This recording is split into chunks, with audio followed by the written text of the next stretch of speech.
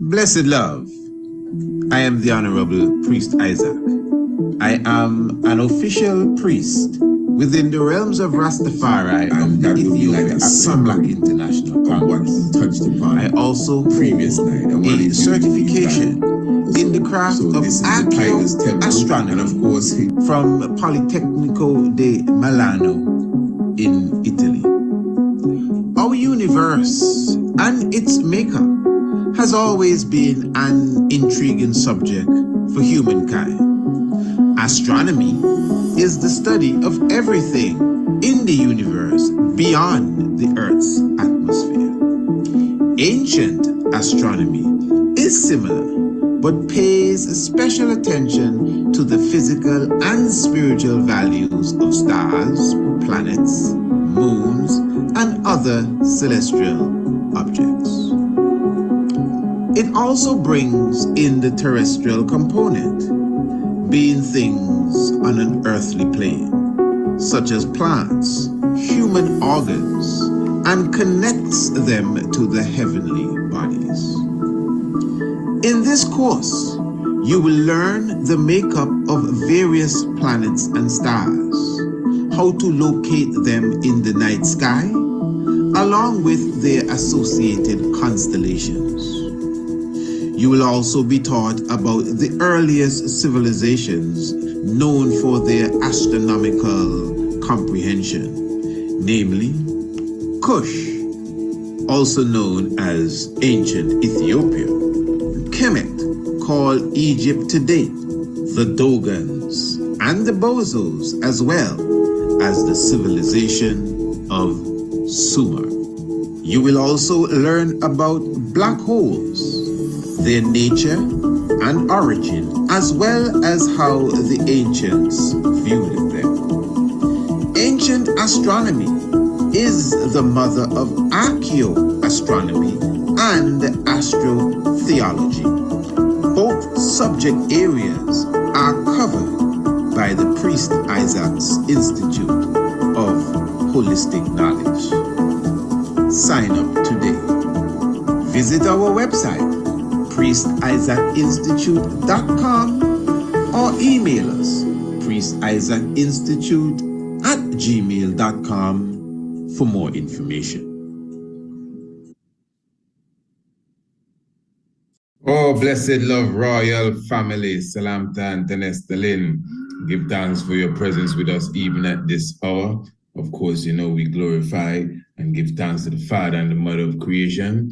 And of course, we greet you in the name of Kebra Nagast, power and might of the Holy Trinity, Emperor Haile Selassie I. Family, it's a joy to be with you once again. Of course, this is Ras Round Table, Rastafari gathering, Rastafari reasoning. Of course, you don't know how it is. We do it every Thursday evening at the hour of 8 p.m. right here on Radio Anu, with some exclusive streaming and presentations on YouTube as well. So you can also look out for us there, and even some clips on the Instagram and some on Facebook. Make sure it gets all the way around. But of course, the home of Rasta Round Table is Radio Anu. Every Thursday evening, make sure you tell a friend this is where the gathering is. Of course, it's myself, Honorable Ras Isern and King Anko Madrid. Let me just say blessed love to the brotherhood, as the ones they could unmute their mic there, and let me just, hear a word sound to the kings. Blessed love, family. How is everyone this evening? Ras Anko. Yes, sir. Give thanks to be here again. Blessed love, Rastafari to the family. Glad to be here again to reason and full of vibes. Don't know.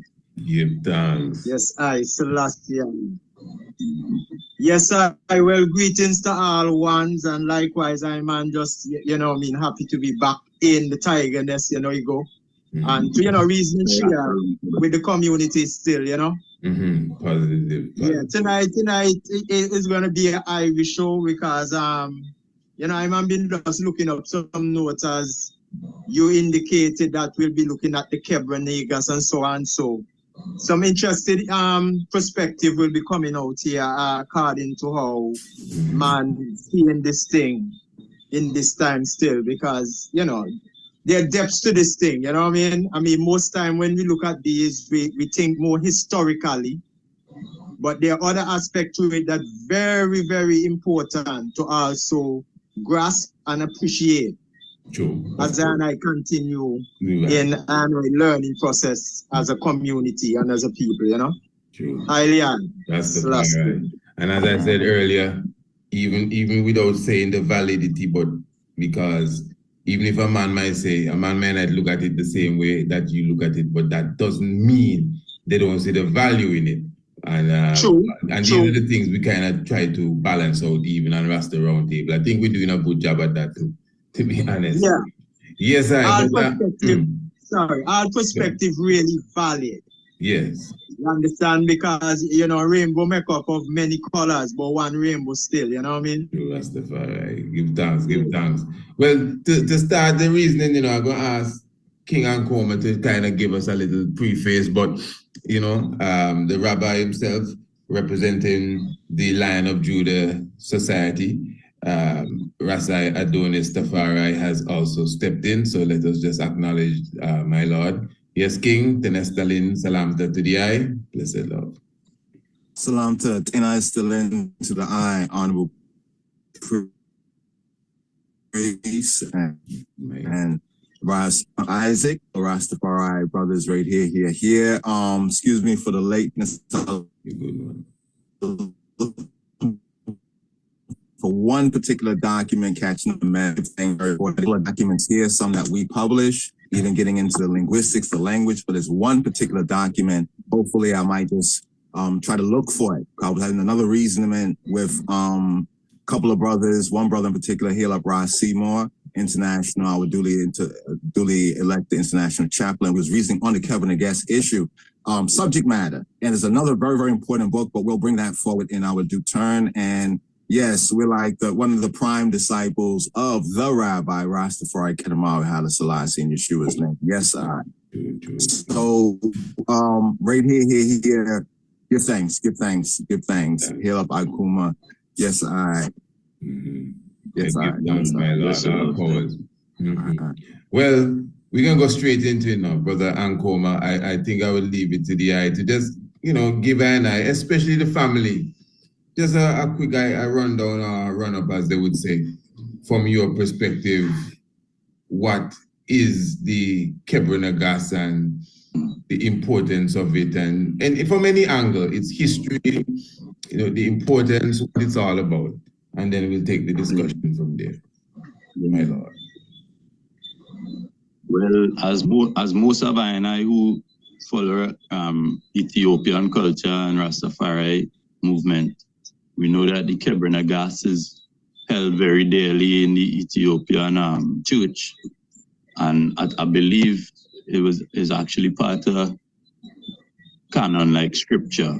They regard it almost like sacred scripture, you know. And it is a book that have legitimized the rulership of the Ethiopian emperors, you know, and it was very key and important in validating the Israelite strain of the Israelite origin of the kings of Ethiopia. Now. You understand? Now, in the academic world, it is acknowledged that it really is a reduction from two different documents. It is talk about the Sheba cycle, and then there's talk about the Caleb cycle. Now, these two cycles taking place, let me say, about 1,500 years apart, right? So you would have the Sheba cycle, where relating a story and a narrative of things what was supposedly transpired 3,000 years ago, right? 1,000 BC, around there. So, and then the Caleb cycle giving information about all around the late 5th and 6th century common era in this normal in this common era, you know. So it have Old Testament tradition in it, and it have certain New Testament Christian theology in it. It also have elements from apocryphal texts of the Old Testament as well as the New Testament, and it also have certain Quranic references and things like that too. So that's just a kind of a summary of the gist of the content and the context of the Kebra Nagast from my perspective.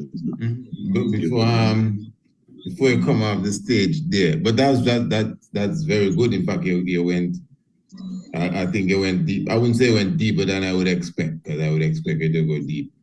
But honestly, I think you swiftly dived down past the surface and you went real deep. True.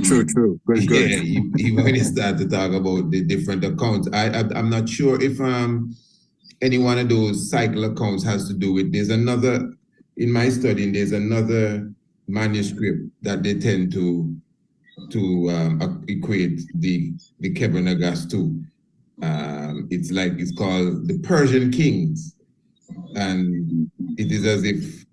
And anytime I come across this history, it kind of reminds me of how King Isaiah does put the narrative. It gives this impression as if the Kebra Nagast was like a borrowed story from something older, coming from the Persian kings, which was really a similar book of their bloodline to kind of justify their position. And so that's one aspect of history that would have said that. But I would like to bring in Ras on this here before I know that we're going to talk about different aspects of the Kebra Nagast, especially the history within it and the meaning of it. But before we go there, I want us to kind of clarify that this might be one of them subjects that take more than one program. I want to kind of clarify the history of the book itself, the manuscript itself. Because one of our previous reasoning that we had here, it is true that reasoning why I decided for us to touch this subject.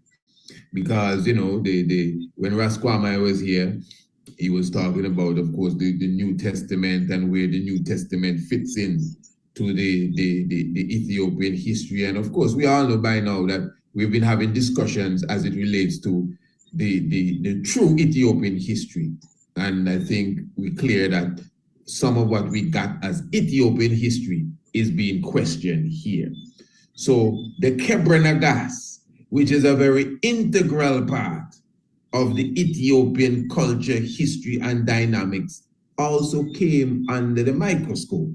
You know, I don't know how much Ras Aisha is going to share now, but the Kebra Nagast and its not validity as a valid book, but its authenticity as, you know, this book that is 1,000+ years old and written by sacred people, and then of course the story within it. So when the brother said the New Testament, about 1800s, that came around Ethiopia, Rasai Adonis clearly said, but hey, the Kebra Nagast was hundreds of years before that, and it mentions elements of the same New Testament and etc., etc.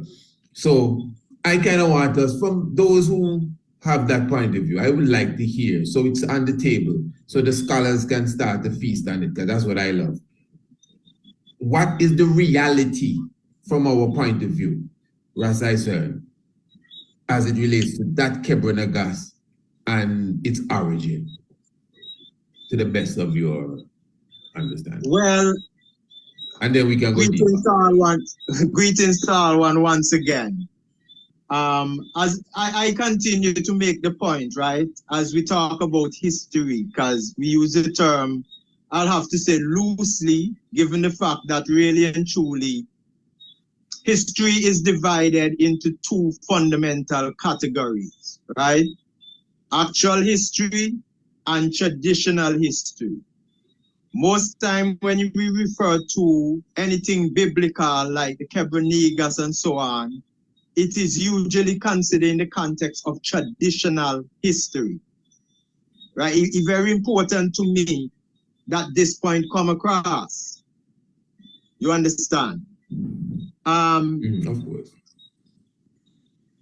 The book itself, the Kebra Nagast itself, you cannot understand. And by the way, let me just, I have two piece of document here, right? One of them is this book here. Let's see if we can see. Alliance and Alienation. Yes. Right? We see it good. Yeah. That's how it is. Golda and I have here, and I also have here a transcript of Prince Ermias' presentation to the, before the Congress Library in 2010 concerning the symbolism, the origin and religious symbolism of the Lion of Judah. I have referenced his writing. I have to go from this angle, all right? Yeah, man. Rather than go straight into the Kebra Nagast. Take your time, man. I have referenced this document quite a few times, and there have not been a lot of rebuttal to what I say. It's like one's basically listen and just move right along to making whatever point they're making. It would seem without proper consideration to the fact that this brethren, Prince Ermias, he walks this earth to this day, bearing the prestige of being descendant of King David, being from the King David line. All right? And I've listened to him in a number of interviews, and when he's asked questions directly about that, he will simply say that's our tradition. You understand? He will not seek to really make no factual claim or anything biological. He doesn't emphasize these things. He said that's our tradition. And I believe because of the way how we learn about these biblical writings traditionally, we are locked into a view that this is all historical, meaning these are things that actually happen. And so when he will make statements like, it is our tradition, it doesn't seem to ring any bell in our minds, so to speak, because we do not have that understanding of history being divided into two basic categories, traditional and actual history. We have done some research, me and Ras Kwame, into the authorship of the Kebra Nagast. Yes. And we have not been able to turn up anything concrete about where this book originates from. Even in this book here, Alliance and Alienation. All right? Let me just go. I'm going on page 3 here. And this is the subtitle here. Can you see this? Let me see. Give thanks to those who are, well, I see it, and I see exactly what it says. You see here? And I see exactly what it says. And of course, for those on radio, I know, give thanks for your presence. We're just doing this through the Zoom network, so we are visualizing each other. But the brother is going to read what it says. Okay, good. Ethiopian, go ahead. It said Ethiopians' perceptions. Yes. All right, between Israel and Jews. Israel as an Ethiopian self-definition. Hear this? Israel as an Ethiopian self-definition, an object of identification. All right? This is the subsection. And when it speaks to the authorship of this book, it says it is still debatable. Okay, because there's really nothing concrete about the authorship. But there's something that is mentioned here that I find quite interesting. All right? Because I'm going to read this a little bit of it for the listeners right now. The glory of kings granted Ethiopian Christians the authority to unify the crown and the cross. During periods in which there was separation between religion and state in Europe, and generation after Eastern Christianity became a chain of minority group under Muslim rule, Ethiopians wrote the glory of kings in order to emphasize that Christianity is the distinct political religion and religion of their sovereign country. The book unites religion and state while connecting Ethiopians' national narrative to early periods of history from biblical times. Through its seal of divine legacy, the glory of King bestow legitimacy, as Ankomajed mentioned earlier, upon the Ethiopian kings, nobility, culture, and the Christianity. The glory of kings has been translated into many languages, including a recent Hebrew edition that includes an introduction containing important observation, the fruit of Dr. Ran Hakohen's research. Now, this section coming up here, just going to read it just a little bit more. With a view to consecrating the leaders of Ethiopia, the glory of kings emphasized the direct affinity and identification between the Ethiopian people and the ancient people of Israel. Listen this part now. The plot is based on the biblical account of the visit of the Queen of Sheba to Jerusalem and her meeting with King Solomon. But the Ethiopian version added much more to the encounter. According to the glory of kings, King Solomon tricked Makeda, Queen of Ethiopia, better known as the Queen of Sheba, and won her heart in a night of passion. Back in Ethiopia, she gave birth to Menelik, the son of the king of Israel. When he grew up, he traveled to Jerusalem to meet his father, the wisest of all beings, who then recognized Menelik as his favorite son. Menelik returned to Ethiopia, accompanied by the finest of the Israelites, representing all the tribes of Israel, including the Levites. Now, I'll pause there for a while, just to make the point here, right? That he's actually saying that the book was written by Ethiopian, all right? And the story embellished from the version of the Bible, from that part in the Bible that talk about the visit of the Queen of Sheba and Solomon. That has been embellished and crafted in a way that connects Ethiopia to that religious culture, Judaism, and later on Christianity. Why did the Ethiopian do this? One might ask. The Ethiopian did this for a number of reasons. And a lot of it have to do with the politics surrounding that Middle Eastern area. You understand? Now,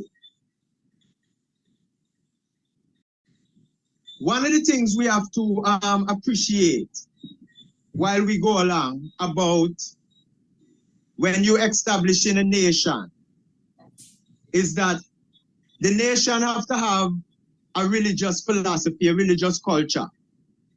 And usually within that religious culture, it holds all their values, all of their custom, all their cultural way of life and so forth.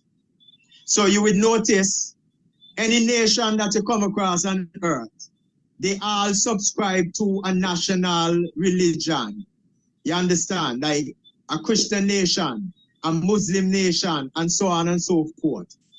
Why do the nation do this when sometimes within said nations, you will have a diverse amount of religious practices and culture? Ethiopia is one such place. Most of the time we talk about Ethiopia as a Christian nation. One would imagine that the entire geography of Ethiopia subscribe to the particular religious culture that we talk about in Christianity and Judaism. But when you bear in mind that there's over 72 different languages in Ethiopia, it's very likely that you have 72 or more different religious way of life and practices that they also subscribe to. You understand? Yet still, the nation is known to be a Christian nation. You have to ask why this is so. The reason for it is because Ethiopia was aligning themselves with the values and customs that espoused in the Bible, because these values and customs are actually the civilizing element. All the tradition, all the principles that they uphold are actually what civilizes the human being. You understand? Through that spiritual culture. Wow. You see it? Wow. So I don't know if like the brethren Adonai would have anything definitive about the origin of the Kebra Nagast. But like so many of the biblical characters, like Matthew, Mark, and Luke, and so on, that is referred to as synoptic gospel, which mean uncertain, fictitious. The Kebra Nagast also bears that kind of characteristic. You understand? Though you cannot deny the effectiveness of the values and so on that is entailed in the book and how it affects people's life, whether in Ethiopia or whether over in Palestine, in Israel.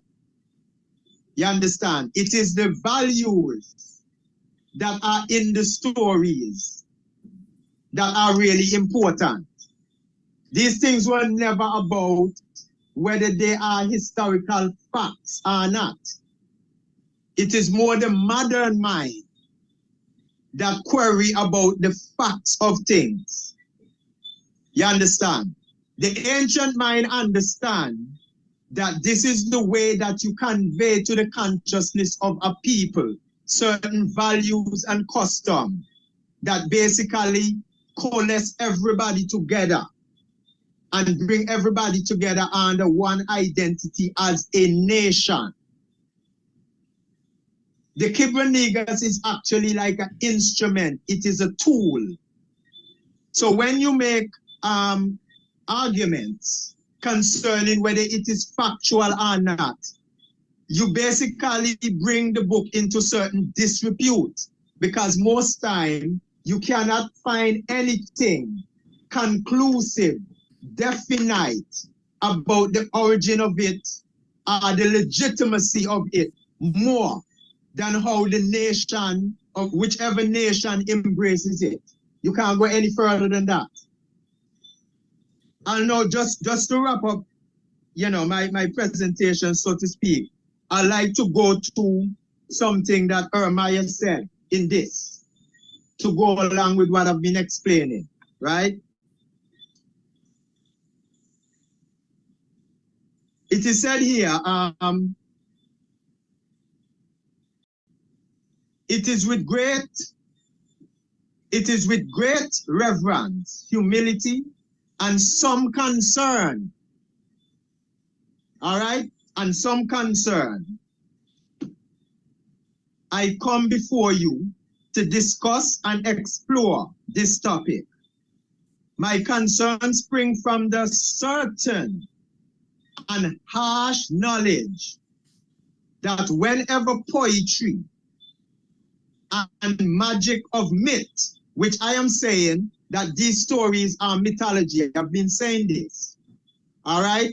So, okay, let's take what he's saying within the context of what I have pronounced many times about these writings. My concerns spring from the certain and harsh knowledge that whenever poetry and magic of myth is interpreted as biography, history, it is frequently mortally wounded. I will stop right there, right? The reason why he's saying that they become mortally wounded, because what they are used for as an instrument, all right, in order to bring a people together as a nation under one system of value. Whenever you start query this along biological and historical line, then question of facts come into play. And then when they cannot prove to be factual, then the value of the writing in terms of how it can bring people together, how it can transport value to the conscious mind of people, that become our loss.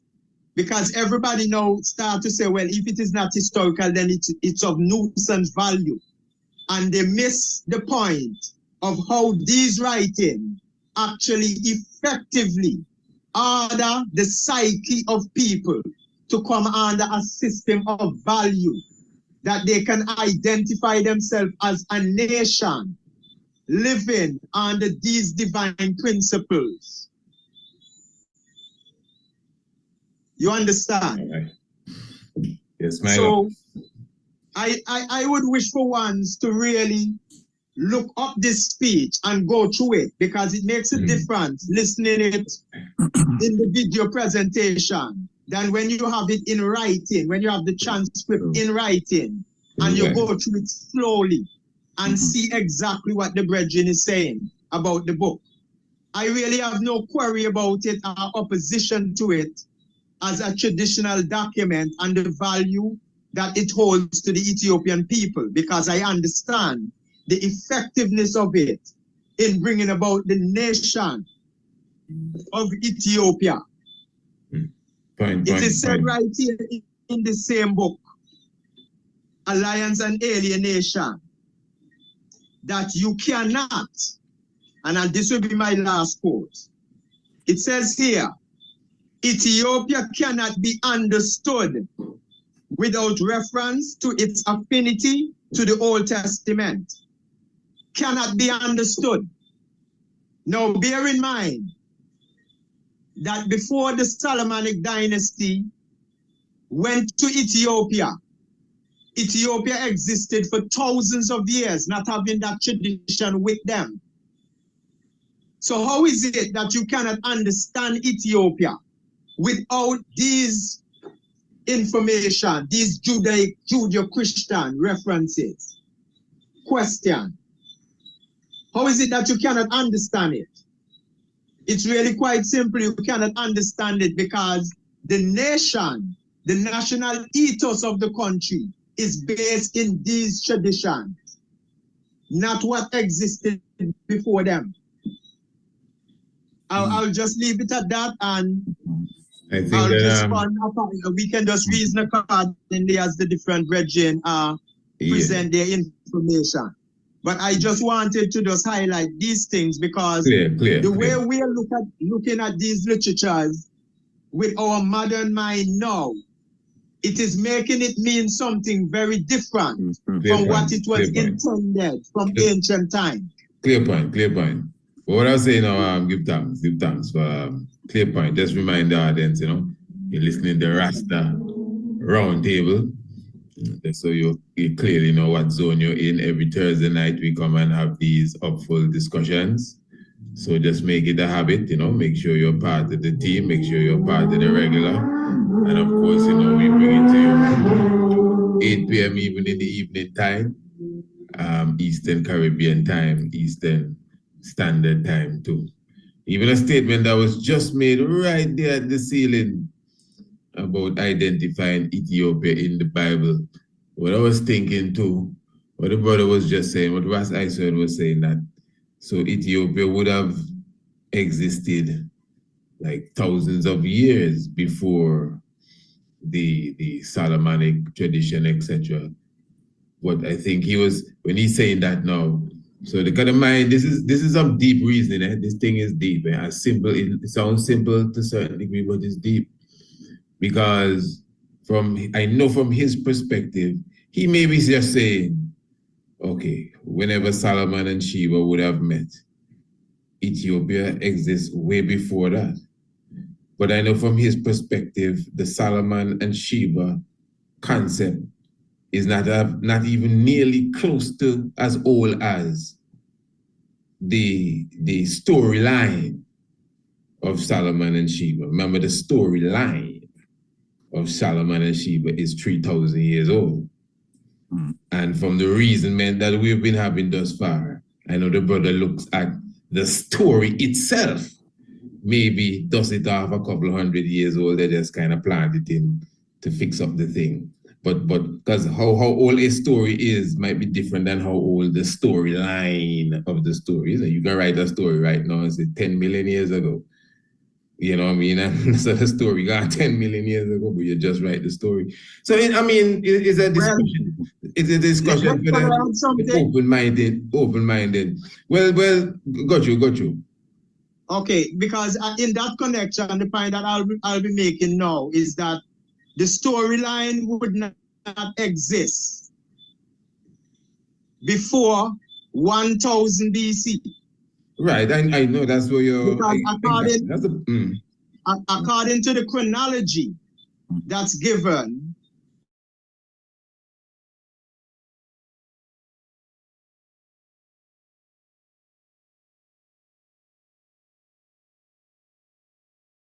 Prosperity is a herbal remedy that has been naturally designed to nourish the prostate gland. Prosperity uses a combination of leaves, roots, and barks to create a tincture designed to nourish your prostate gland. It also will assist in prostate-related issues such as erectile dysfunction, swollen prostates, and problems related to the passage of urine. Call or WhatsApp 728-8289, 728-8289 and get your bottle today. Prosperity.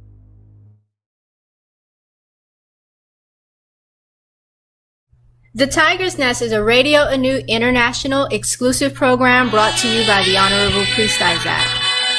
The Tiger's Nest is aired live every Monday through Thursday at 7 p.m. local standard time. Become a subscriber through our website by visiting www.priestisaacinstitute.com and choose between our subscription plans.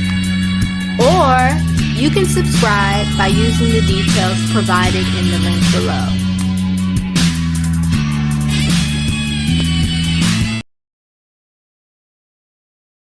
I know that's where you're... According to the chronology that's given, the reign of David began 1000 BC. 40 years subsequent to that, then Solomon came into prominence in 960 BC. Right. These are the records. That's the record.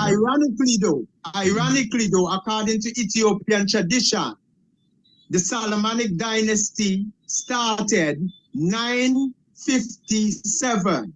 That would be 3 years subsequent to when Solomon ascended to the throne. Right.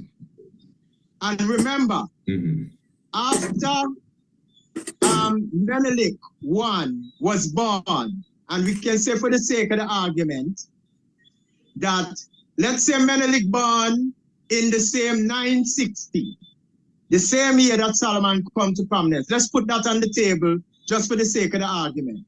So he born in 960 BC, let's say. But then according to the record in the Kebra Nagast, he would have returned to Jerusalem to visit his father Solomon when he was 22 years old. So if he returned 22 years after his father come to prominence in 960 BC, how is it that the dynasty in Ethiopia started 957, which is 3 years subsequent? I get you, but okay, but still, let's move forward, because I know we can go into different realms. But this is what I say: the reasoning have many different avenues. It's deep. Because a lot of ones listen for the fluff of it, you know, for the entertainment of it. I can tell you that. With anybody that's a serious scholar, because you pull up a book and the brethren pull up the same book, you know, while you showing us the book, he's showing us the same book. So obviously, once come to this, I don't want to make it sound that way, but well armed, you know. But yeah, man, we're on the same team, you know, we're fighting the same enemy. I would like to hear what King Ras Adonis has to put on the table, especially since he has the same material in front of him. So this should Yes. Hail up Isern, Ras Isern, in my intro right there. I just had to hail up brother Ikuma and honorable priest. So, you know, apologies on that. My mind was turning to find this particular document right here. I don't know if one can, Chan, I don't know if you can see this. The background prevents it from being seen. This particular pull it back a little bit from the camera. That's it. You know, Sheba and Biblicals, because that Bernard Lehman text. Yeah. And actually, LOJ Society, we have the official right. He passed now in Ethiopia, I think Antigua, around the COVID time, maybe 2020. But I was trying to, go through, sorry. Give him permission, because we had wrote to him that we wanted to reprint it after we had read a PDF of it. And he told us we have all the info on that, just in case anybody want to verify it for its authenticity or historicity. He said yes. So we published it, and we've been publishing it, you know, ever since. And so when this particular subject matter, first of all, I just want to give thanks to the item, because something that John Henry Clark said, he only will debate, and I kind of adopt this with his peers. You know what I mean? And especially Isern, you know what I mean? On some subject matters, though, I agree on enough of the I's summary conclusions. Some of the details I like to tag forward on, but a very good presentation right there, my brother. I was listening intensively. And this particular document, I finally found it. It was a reason we had a couple of maybe months, about a month or so ago for brethren, and I brought this into exhibition, mainly because it's probably one of the best studies. It's probably one of the best studies of Ethiopian documentation from a conscious of the bias perspective. Let me put it like that, because I'm not going to say the man that had no bias or whatever in him, but he was conscious of the bias that has occurred from a European scholarship and perspective. Like a couple of things that immediately popped out. So I'm gonna kind of touch on this and that for a moment, but I would like to get into more of a dialogue with brother Isern, because once I brought this book forward, let's see, pull back, brother said pull back, let's see.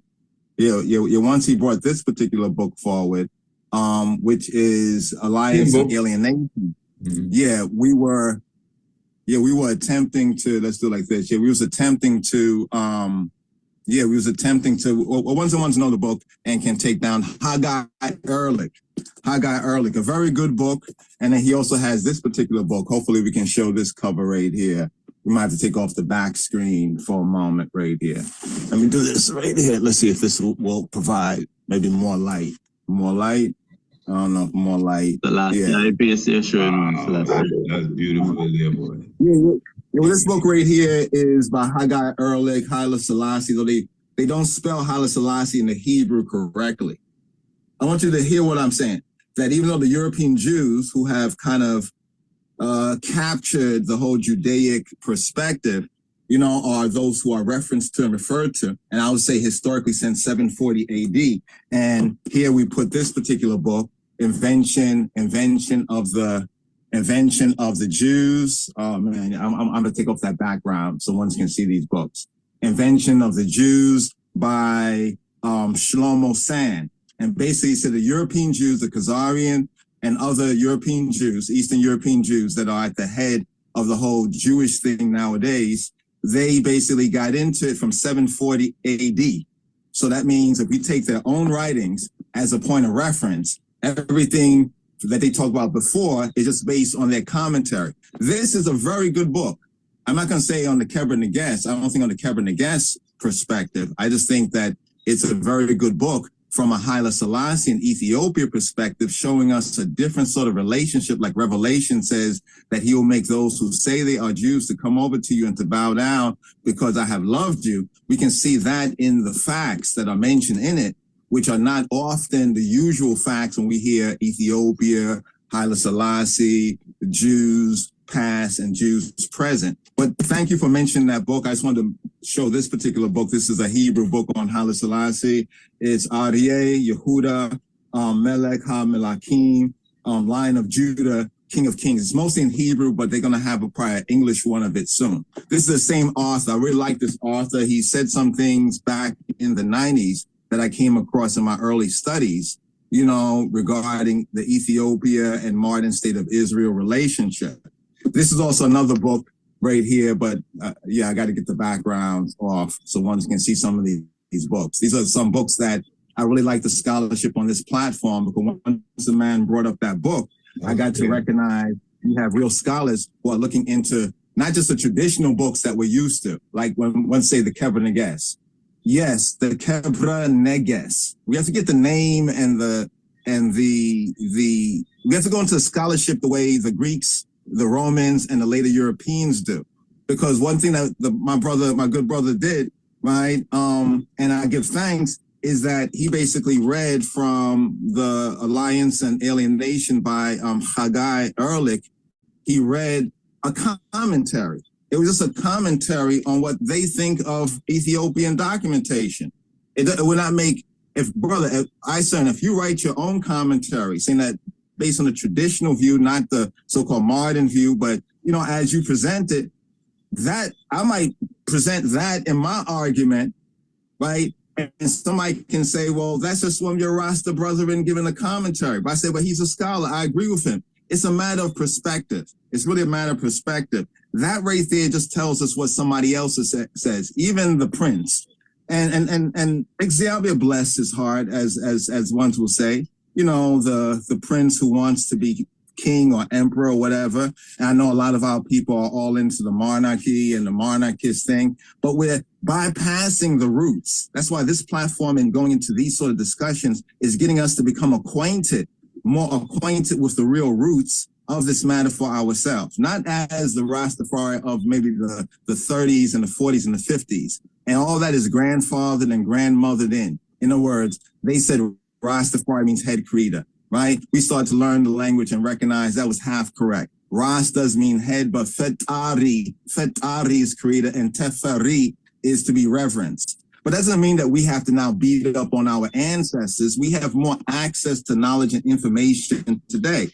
So to what my brother mentioned about what the Crown Prince said at the Library of Congress, we would prefer to go to what the King of Kings, you know, what the King of Kings says, you know, in this particular work right here, where he talks about Ethiopian island of Christianity is recorded as having, Ethiopian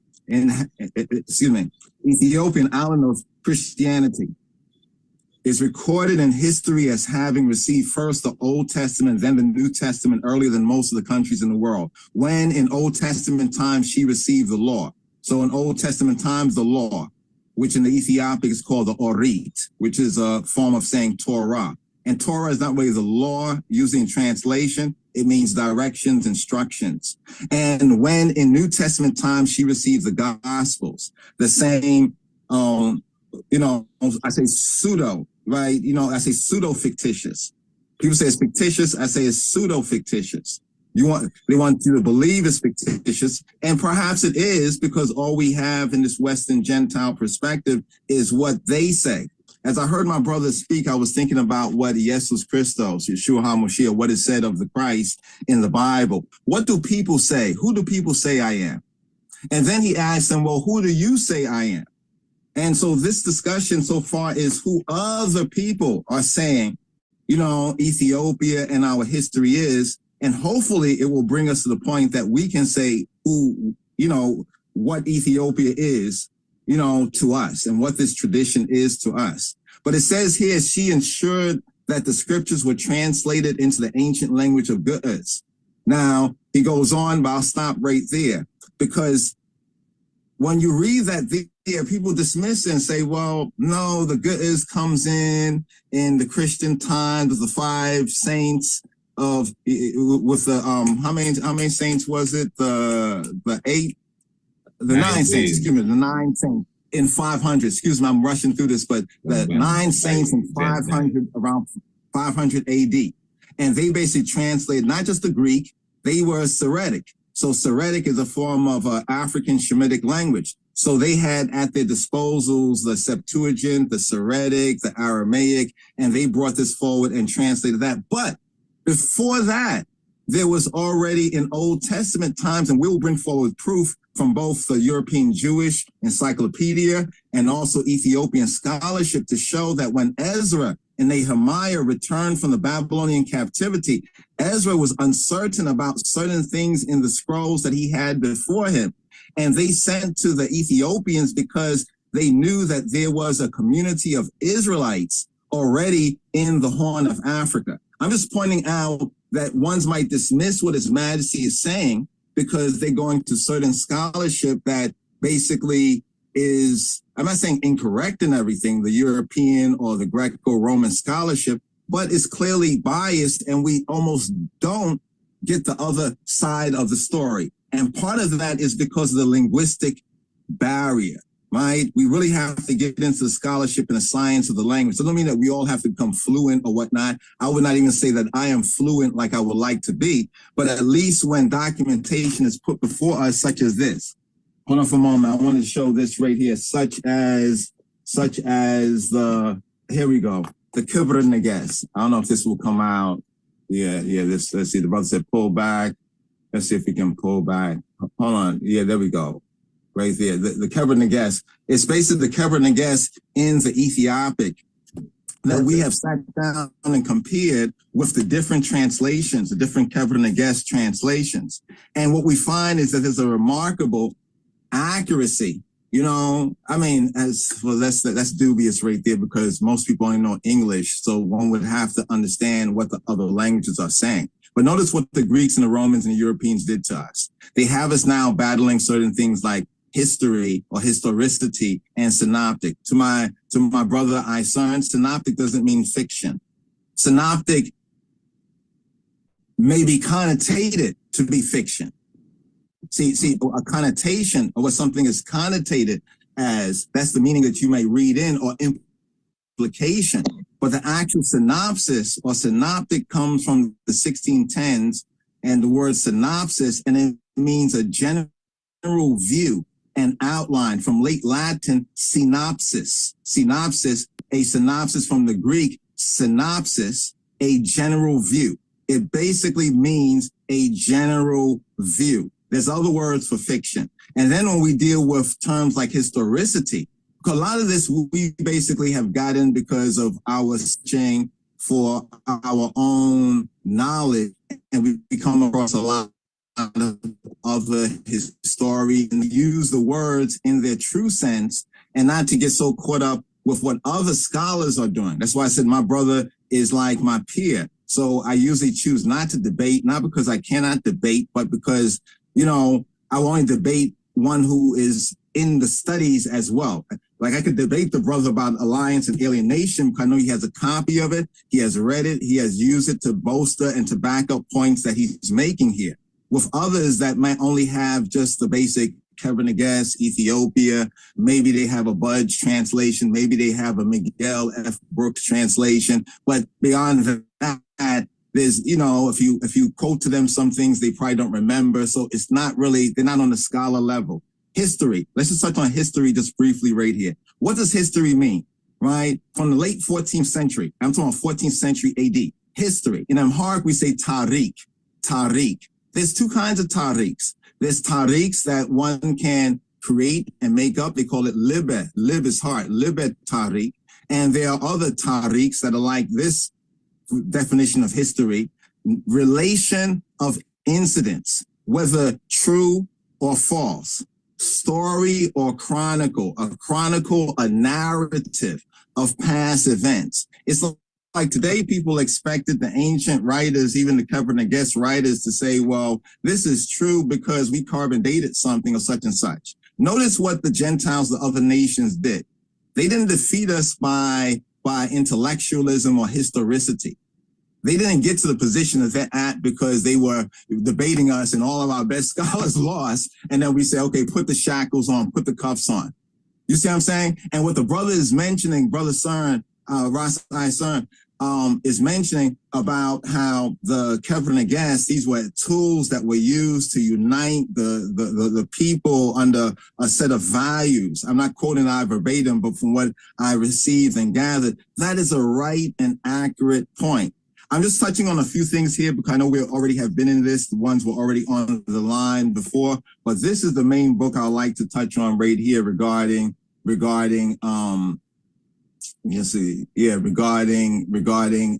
Queen of Sheba. Because what the author presents is that actually there's an earlier, it's known in the Antigua region, and it's more in there's an earlier narrative, right? That later on around 1260 with Yakuno Amlak and Tekla Hymenot, they're the ones who restored or renewed the Solomonic dynasty. Some people will say they didn't have no Solomonic dynasty before that because the Kebra Nagast says is the only evidence of it. See, that is looking at it from a false view of it. If you study Ethiopian history, they had conflicts and wars in the north because the Ottoman Turks, are the Ottoman Turks historical people? Was it not them who, not being Arabic people, were Muslims? They adopted Islam as their religion, but they were not Arabs, but they had sent the whole Islamic thing to its greatest heights, as it were, and they were all in the Horn of Africa. They were the ones who were funding and giving arms and support to Ahmed Gran, right? And Ahmed Gran was a Somalian or I'll say generally speaking, a Somali, and you could say a warlord chief who rose up and destroyed, historically speaking, from the Mohammedan, the Muslim, and the Ethiopian around the 1500s, destroyed many sanctuaries, many monasteries, many libraries, many other repositories of history, you know what I mean? And therefore, the rulers who were more in the north, the portion that was Judeo-Christian in Ethiopia was a small portion, to my brother's point about this Judeo-Christian thing, but what about before 1000, BC? That is a good point. But looking at this within the fulfillment that His Majesty is bringing about for what we are facing in this European white Anglo-Saxon Protestantism, we can see that there's a historical connection between a prophecy. But before that, see, if we're going to talk about before that, let's talk about before that. But if we're going to zoom in on the Queen of Sheba and the biblical scholarship, this is probably one of the best books right here, because the author, can I just share this right here? I'd like to just read just a little bit from his back of the book right here. The Queen of Sheba and Biblical Scholarship by Bernard Lehman. I would say Xavier Jack and Mahal Selassie in Yeshua's name, bless his soul. Because this book is banned in Saudi Arabia. Did you know this book is banned? They might put you in prison if you jump off the plane in Saudi Arabia and you have a copy of this. Right. Give thanks with the heads up. Huh? Give thanks with the heads up. Yeah. I mean, he says so right here. And then as I got more into the research and started to study the book myself, I recognized why. Because even some of the place names, people say the Kebra Nagast don't make sense because they say, well, look at the historical or the geographical relation of places and everything. It doesn't seem to be that would be the route that they traveled. Maybe where you call or people call Jerusalem today was not Jerusalem then. maybe King David and King Solomon's kingdom wasn't in that exact location, or maybe there was another area that it was connected with. So what he proposes here, as well as other scholars, is that areas such as Jeddah that they call Jeddah today, where Mecca is and everything, was a part of that kingdom, and it extended from across East Africa to Western Arabia, and it went up to approximately the area of the Levant. I'm just saying that if we get into the studies, what we're going to find out is that from the present worldview, yes, the Kebra Nagast can be questioned as to authenticity or even some correctness of detail. But then if we now look into the history and see how some things have been mislabeled, misassociated. It says this book examines evidence connected with the life of Queen of Sheba, including the Sabian inscriptions on the Ethiopian plateau. So we have Sabian, Saba is across the Aden and across the the Eritrean Sea. And they say there are Sabian inscriptions on the Ethiopian side. You know, we hear a lot of people saying that this and that, but that really proves that the Sabians ruled also in the area of Ethiopia. Now, there are other tribes. This is the point I want to make. I'm just pausing right here. There's other tribes. There's other peoples. Some Ethiopians don't like this. I read some native Ethiopians, and they know it's correct, but you know, it's PC.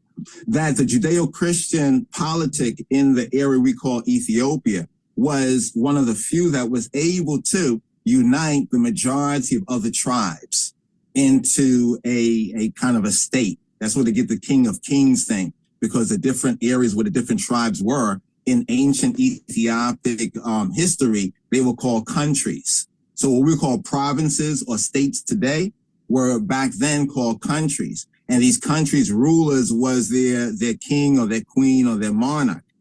And therefore the Solomonic or the Judeo-Christian aspect of these Black people were the ones that were able to unite the whole thing. But correct, not all the nation is Christian, right? But when we say a Christian empire or a Christian civilization, Judeo-Christian, this is just saying that these were the ones that were able to unite the majority, not all, right? Because of the Mohammedans, some of them, there was wars with the Mohammedans. They are the ones, they were the outliers. But other tribes were able to unite under the ancient Ethiopian Judeo-Christian, you could say, politic, right? Because they were still guaranteed their own autonomy in their particular regions. So that means the way the Ethiopians practiced this Judeo-Christianity was that in our areas, we worship, we do this. In your areas, you can do that, but keep your things in your areas. But since we all are sharing this land, when there's a war, you will come to the aid of our king. So the Ethiopian Judeo-Christian thing was that most able to unite the peoples. But I disagree with my brother that the reason why it's almost like because people don't use it today. Look at the Jews, the European Jews. I'm gonna say this like this. They use certain things, and I have to point to this book here, another book for the scholars. I hope this shows up. It's empty right here. Yeah, this is Dr. Ben's book. All right, I'll dare say, from my perspective, one of Dr. Ben's best books, because it goes with what I seek to learn and I seek to prove. We, the Black Jews. During this time, there were Black Jews or Black people in the Americas and the Caribbean, but especially here in the Americas and parts of the Caribbean, who were identifying, in fact, the first repatriates, even in the Federation, were those who identified with being Hebrews or Black Jews. Because if you look at the whole narrative of the Bible, the values, it prepares you for something like that, right? But we either we blame the book or we blame the people, because it seems as though some people can use that book better than other people can use the book. And even though everybody is referring to the book, not everybody's equally using the book. The way Ethiopian Christians and Jews use the Judeo-Christian scriptures in their regions and other areas too, where there were Judeo-Christian people, is different than how European people. So we say, oh, the Bible enslaves people. The Bible deceives people. This is a bad deception, because what you're saying is that a book deceives you. And not your knowledge or your lack of knowledge could be the deception. That is the book itself that deceives you. So I know I bounced around from a few things. I just complete this part about what this book argues right here. I like to go into one point by point, if we can, at this time or in a future time for the brother. Because the brother, that was a great presentation. I can't wait to listen to the replay, because you touched on, like, as I listen to it, I will pause it right there and say, let's conversate on that. Or pause it right, huh? Oh, yeah, not true. Sorry. Pardon. Yeah, pause it right there and comment. I'll be right to completion right here. This book examines evidence connected with the life of the Queen of Sheba, including the Sabian inscriptions on the Ethiopian plateau, aspects of the ancient West Arabian language, and geographical references to the Kebra. Actually, it's Kebra Nagast in its proper enunciation, Kebra Nagast, to offer a third alternative. It argues that the Old Testament is an accurate account, but its event took place in West Arabia, not Palestine.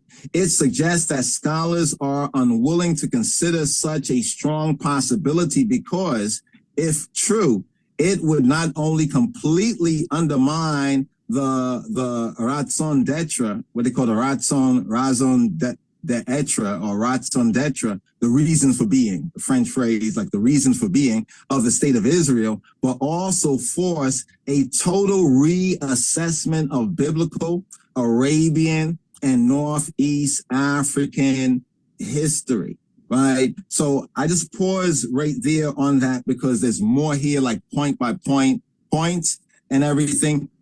But this book, as Brother Ikoma mentioned in the first part when he came on, he talked about the different cycles, that there was the older cycle that was more, for modern terms, a Tigrayan cycle, right? You know, as the people came, in fact, the Amharas are just Tigra people who had intermarried and merged with Cushitic Oromo people. So therefore you get the Amharic language, which is like a Creole of the Northern Semitic and the Southern Cushitic.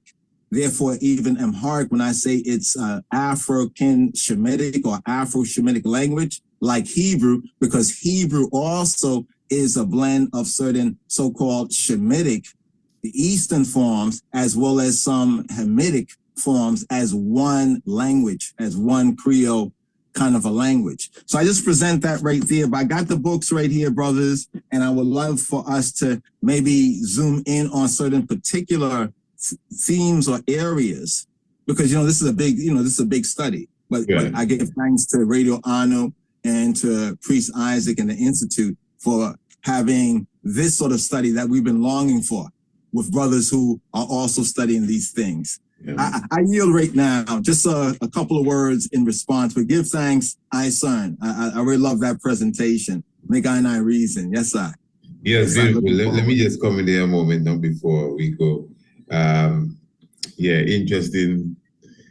Give thanks. This is a beautiful moment here. Give thanks to the knowledge. Anyone that is serious about information, you know, it's almost like a vacation kind of program here.